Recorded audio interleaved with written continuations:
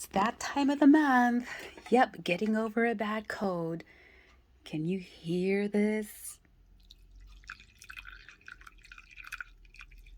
Delicious hot chai, homemade. It is so good. Look at that nice, delicious steam going up. Well, we're going to see which one tastes better, with sprinkles or without. You want to go ahead and take a taste?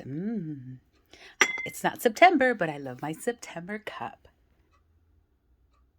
Ooh, yum. Is it better with chocolate sprinkles? Rainbow sprinkles? Or sugar sprinkles? What do you think, buddy?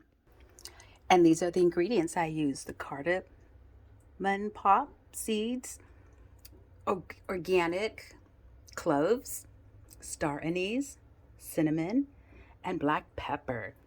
Just bring it to a boil and then add either some non-dairy creamer, or I like to use just whole milk, and it comes out delicious, and sweeten it with honey.